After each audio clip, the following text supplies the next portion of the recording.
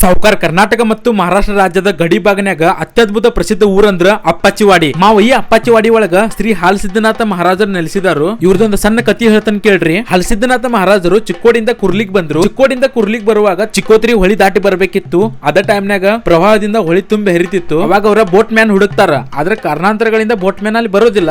ಅದಕ್ಕ ಮಹಾರಾಜರು ಆ ದಿನ ಚಿಕ್ಲಿ ಊರಾಗನ ವಸ್ತಿ ಮಾಡ್ತಾರೋ. ಈಗ ಚಿಕ್ಲಿ ಹೊಳಿ ದಂಡಿಗೆ ಶ್ರೀ ಹಾಲಸಿದ್ದನಾಥ ಮಹಾರಾಜರು ಗುಡಿನೂ ಕೊಟ್ಟಿದಾರಂತ. ಮರ್ದಿನ ಬೆಳಿಗ್ಗೆ ಹಾಲಸಿದ್ದನಾಥ ಮಹಾರಾಜರು ಹೊಳಿ ದಂಡಿಗೆ ಬಂದು ನೋಡ್ತಾರ. ಆದ್ರೂ ಇನ್ನೂ ಬೋಟ್ ಮ್ಯಾನ್ ಬಂದಿರಂಗಿಲ್ಲ. ಅವಾಗ ಸ್ವತಃ ಮಹಾರಾಜರು ಹೊಳಿ ದಾಟಬೇಕಂತ ನಿರ್ಧಾರ ಮಾಡಿ ತಮ್ಮ ಕಡೆ ಇರುವ ಕಂಬಳಿ ನೀರ ಮೇಲೆ ಹಾಸಿ ಅದನ್ನ ಆಧ್ಯಾತ್ಮಿಕ ಶಕ್ತಿಯಿಂದ ಹಡಗ್ತಾರ ತೇಲುವಂಗ ಮಾಡಿ ಹೊಳಿ ದಾಟಿ ಪಾರಾಗಿ ಬರ್ತಾರಂತ. ಇದಂತೂ ಅದ್ಭುತನ ಐತ್ರಿ. ಮಹಾರಾಜರು ಬಹಳ ದಿನ ಕುರ್ಲಿ ಒಳಗನ ಇರ್ತಾರಂತ. ಆಮೇಲೆ ಅಪ್ಪಾಚಿವಾಡಿಗೆ ಬರ್ತಾರೋ. ಅತ್ಯಂತ ಸಣ್ಣ ಊರಾದ ಅಪ್ಪಾಚಿವಾಡಿನ ತಮ್ಮ ಕರ್ಮಭೂಮಿ ಅಂತಾನ ಸ್ವೀಕಾರ ಮಾಡ್ತಾರೋ. ಈಗ ಇಲ್ಲಿ ಪ್ರತಿ ವರ್ಷ ಅಶ್ವಿನಿ ನಕ್ಷತ್ರಕ್ಕೆ ದೊಡ್ಡ ಪ್ರಮಾಣದಲ್ಲಿ ಜಾತ್ರೆ ಆಕೈತಿ. ಜಾತ್ರೆಗೆ ಪೂಜೆ ಮಾಡ್ತಾರೋ, ಅಭಿಷೇಕ ಚಂದನ ಲೇಪ ಹಾಕ್ತಾರೋ, ದೊಡ್ಡ ಪ್ರಮಾಣದಲ್ಲಿ ಪಾಲ್ಕಿ ಉತ್ಸವ ಇರ್ತೈತಿ. ಜಾತ್ರೆಗ ಗುಡಿ ಫುಲ್ ಭಂಡಾರದಿಂದ